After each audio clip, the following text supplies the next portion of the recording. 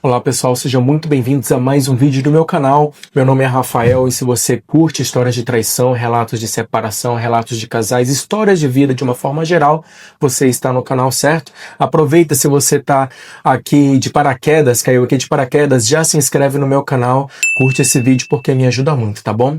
E no relato de hoje, a gente vai ver a história da Alice, ela contando de como ela se separou do marido dela, né? Um casamento de quase 30 anos, aí de 30 anos, que terminou por conta de um fetiche que o marido dela tinha em ver ela com outro homem, e isso um dia aconteceu. Então, sem mais enrolações, vamos lá à leitura do relato. E no final, me deixa nos comentários aqui, me dizendo o que você está achando do relato, o que você achou dessa história, tá bom? Então vamos lá. Olá a todos, meu nome é Alice e eu estou aqui hoje sozinha para contar a história do meu divórcio. Não foi um divórcio por traição clássica, foi um divórcio por liberdade concedida. É uma história sobre como a fantasia mais secreta do meu marido se tornou a realidade que ironicamente destruiu nossa união de 3 décadas. Eu e o Beto tínhamos 50 anos, éramos um casal de classe média alta em São Paulo. Ele, um engenheiro, tinha se aposentado mais cedo, eu era professora, estava em um ano sabático, né? Aquele ano que a pessoa não faz nada, né? Nossos filhos, o Lucas e a Marina, estavam criados, vivendo as suas vidas. Nossa casa era grande, cheia de memórias, mas o nosso casamento tinha se transformado naquele conforto morno e silencioso. A paixão ardente havia dado lugar ao eu te amo no automático, um amor de companheirismo que, apesar de seguro, tinha um gosto de previsibilidade. O Beto era um marido excelente, carinhoso, provedor, fiel exceto pela fantasia. Ele a mencionava essa fantasia, né, esporadicamente, quase como um desabafo no auge da nossa intimidade. Alice, você é tão linda, eu queria tanto que outro homem visse isso também, que ficasse com você. Eu sinto uma excitação enorme só de pensar em te compartilhar. Minha reação inicial era de choque. Beto, você enlouqueceu? Eu sou a sua esposa. Ele sempre recuava rindo. É só uma fantasia, meu amor. Eu nunca faria isso. Você é minha, somente minha. Eu guardei aquilo no fundo da minha mente como um segredo picante, um limite que jamais seria cruzado. Achava que era o tempero exótico que alguns casais precisavam para lidar com a rotina. E a vida seguiu até as férias. As férias do ano passado eram para ser a nossa segunda lua de mel. Pela primeira vez em anos, viajamos só nós dois. Escolhemos o litoral de Maceió, um hotel boutique charmoso, com água esmeralda e calor aconchegante. Queríamos reacender a chama do nosso casamento. Mas o que acendemos foi um incêndio. Foi no terceiro dia, estávamos tomando um vinho no bar da praia, quando ele apareceu. Tiago era tudo o que a vida do Beto não era mais.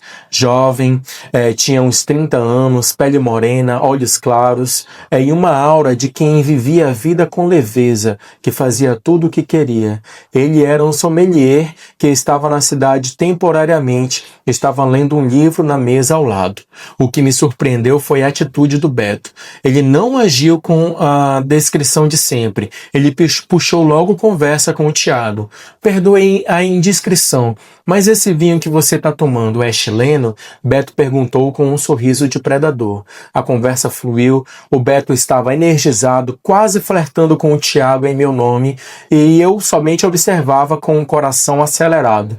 Percebi que o Beto estava avaliando, não como um amigo, mas como uma peça-chave para a fantasia dele. Aquele brilho nos olhos do Beto, eu já o conhecia, mas ele nunca esteve tão intenso. Ao final da conversa, o Beto fez o convite. Nós vamos jantar no Waikiki amanhã. Você deveria se juntar a nós. Adoramos a sua companhia. Eu chutei a perna do Beto por debaixo da mesa. Ele apenas sorriu para mim, um sorriso que era um segredo compartilhado, mas que me deixou ainda mais tensa.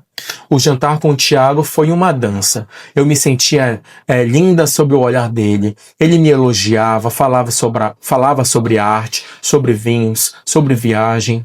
E o Beto, ele não tinha um pingo de ciúme, pelo contrário, ele nos estimulava. Ele perguntava a Tiago sobre a vida dele, sobre as suas aventuras amorosas e parecia observar a cada detalhe.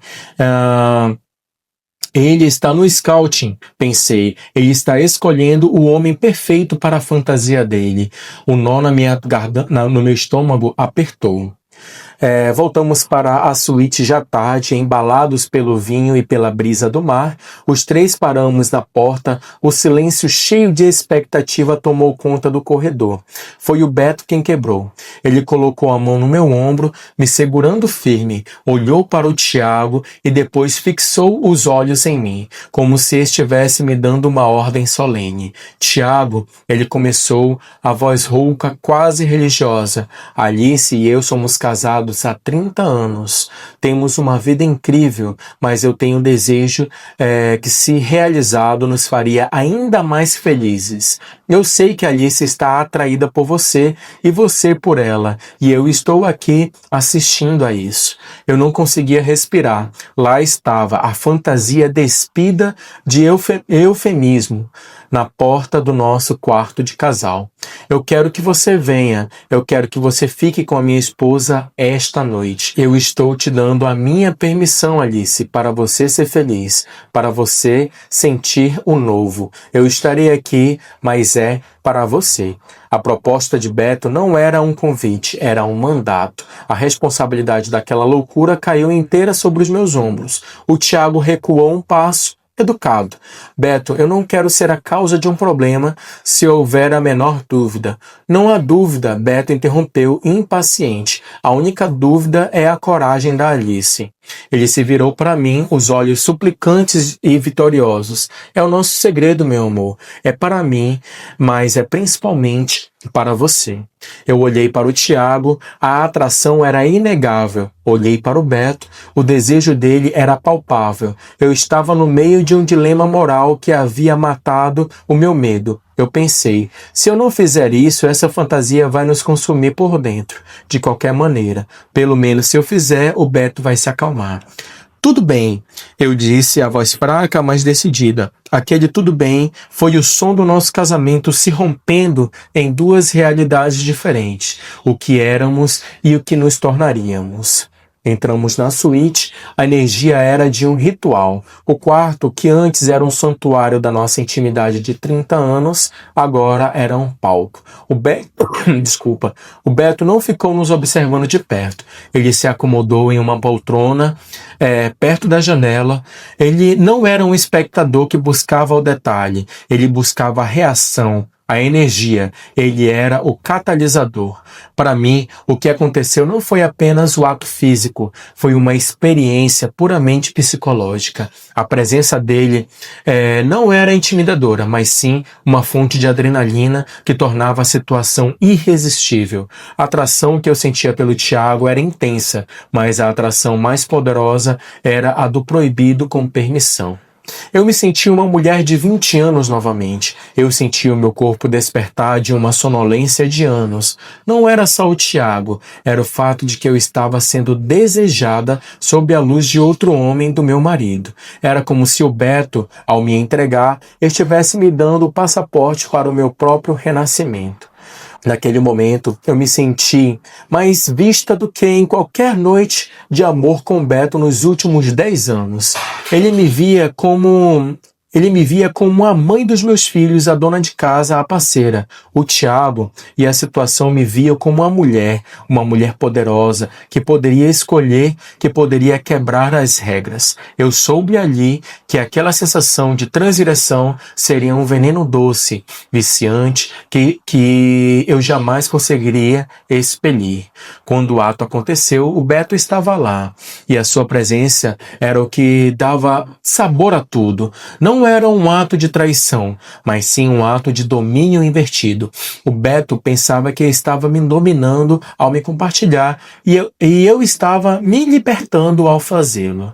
Quando o Tiago, desconcertado e gentil, se despediu, a energia no quarto era palpável. Eu estava exausta, confusa, mas a minha pele ainda vibrava. O Beto veio até mim. Ele não parecia nem de longe o marido que havia acabado de ver a esposa com outro homem.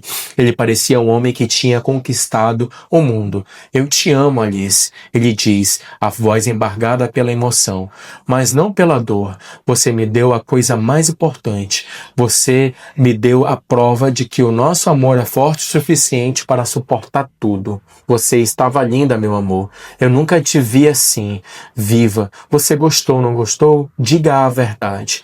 Eu não consegui mentir. A honestidade era cruel. Sim, Beto. Eu gostei. Eu senti coisas que eu não sentia há muito tempo. Eu senti que não éramos mais só casados, mas éramos cúmplices de um segredo poderoso. Essa confissão foi o combustível. Essa confissão foi o combustível. O que era uma fantasia tinha se tornado uma realidade que o Beto queria desesperadamente repetir. O perigo não era a traição, era a necessidade que ele desenvolveu por aquele tipo de validação. Ele achou que tinha nos salvo, eu soube que ele havia nos condenado. Durante o resto da viagem em Maceió, a dinâmica mudou. O Beto estava constantemente nos aplicativos de relacionamento. Ele não queria mais ver o pôr do sol. Ele queria encontrar a próxima experiência. Eu tentava ignorar, mas o assunto principal das nossas conversas não era mais o futuro dos nossos filhos, e sim as possibilidades para a próxima noite. O nosso amor foi substituído pelo projeto de satisfação do desejo dele. Eu comecei a sentir um vazio. O Beto me tocava, mas eu sentia que o toque dele era um prelúdio, uma preparação para o próximo. O toque dele não era mais desejo puro, mas de expectativa. Voltamos para São Paulo, mas o Beto que voltou não era mais o mesmo. As fantasias de Maceió havia se tornado a sua obsessão. Ele redecorou nosso quarto de hóspedes, tornando ainda mais funcional. Não podemos parar agora, Alice. Nós abrimos uma porta incrível e é isso que vai manter a gente junto para sempre. É o nosso estilo de vida. Eu tentei resistir. Beto, nós temos a nossa vida, nossos amigos. Isso não pode ser a nossa rotina, mas ele era incansável, persuasivo. Ele me fazia sentir que recuar era uma traição ao seu amor e à sua coragem em propor aquilo. Cedemos. O que era um evento isolado nas férias virou uma rotina. 2, 3 vezes por mês íamos a lounge discretos, casas de swing, conhecíamos outros casais, outros homens, e a cada novo encontro eu me sentia mais viva como os outros e mais morta com o Beto. Eu me adaptei, descobri um lado de mim que eu não conhecia. Poderosa, confiante, sexualmente livre. A atenção era um vício, aquele olhar de desejo de um homem que me via pela primeira vez, sem a bobagem de 3 décadas, era inebriante. Eu era uma atriz principal em uma peça que o Beto estava dirigindo, mas o preço era a diluição do Beto em minha vida. As conversas sobre os filhos, as finanças, os planos futuros, tudo se tornou secundário. O Beto só queria reviver e planejar. Você gostou do toque do Pedro? Você notou como o Ricardo te olhou? Ele me deu um high five depois, Alice. Ele me respeitou. Eu percebi que ele não me amava mais como a Alice esposa. Ele me amava como a Alice catalisadora. O sexo com o Beto a sós parou de vez. Ele até tentava, mas o toque dele era quase clínico. Ele me beijava, mas eu sentia que ele estava esperando uma performance. Eu sentia que ele estava mentalmente comparando ou imaginando que havia uma terceira pessoa. Eu me afastei. Meu desejo por ele, o homem com quem eu havia construído uma vida, havia se esvaiado. havia se esvaído. O amor de companheirismo permaneceu sim. Eu o amava, mas não o desejava. Meu corpo só respondia à atração da novidade e à adrenalina da transgressão. A familiaridade dele era a antítese da excitação que a nova rotina me dava. Eu olhava para ele sentado no sofá, planejando o nosso próximo encontro. Eu sentia um vazio. O homem que me amou o suficiente para me dar essa liberdade era o mesmo que havia me perdido, pouco a pouco, a cada ato concedido. Eu estava mais livre, mas estava sozinha dentro do meu próprio casamento. Meses se passaram e a nossa casa se tornou um hotel para casais e homens solteiros. Um hotel. Um dia eu acordei e era domingo, e o Beto estava na cozinha preparando o café, cantarolando. Ele estava feliz, feliz com a nossa nova vida. Ele se aproximou para me dar um beijo de bom dia, um beijo na testa carinhoso de quem divide a mesma conta bancária há 30 anos. Eu me afastei sutilmente. Naquele momento, eu tive a certeza mais dolorosa da minha vida. Eu não queria mais. Eu não sentia nada. Ele era um grande amigo, um cúmplice de aventuras, mas um fogo conjugal, desejo de ter somente ele na minha cama, havia morrido, assassinado pela sua própria fantasia. Naquela noite, o Beto estava eufórico. Alice, preparei algo especial para a quarta. É um casal da Holanda. Eles são incríveis. Eles vão nos amar. Eu estava sentada na cama assistindo-o se arrumar. As palavras saíram baixas, mas como uma convicção que eu mesma sabia mas com uma convicção que eu mesma não sabia que tinha. Eu não vou, Beto. Ele parou de abotoar as camisas, a alegria se transformou em confusão. O quê? Por que, Alice? Você está doente? É a melhor coisa que a gente faz. Eu não vou mais, Beto. Não na quarta e nem um dia mais. Eu me levantei e caminhei entre a janela, evitando o contato visual. O silêncio voltou a ser o som de um terremoto. O que está acontecendo, Alice? A voz dele estava tensa, quase desesperada. Você estava tão feliz. Eu te dei tudo o que você queria. Eu te dei a sua liberdade. Eu me virei e a verdade saiu em um jorro de dor e clareza. É exatamente isso, Beto. Você me deu tanta liberdade para sentir, para desejar, para ser desejada por outros homens, que eu acabei descobrindo que eu poderia ser tudo isso sem você.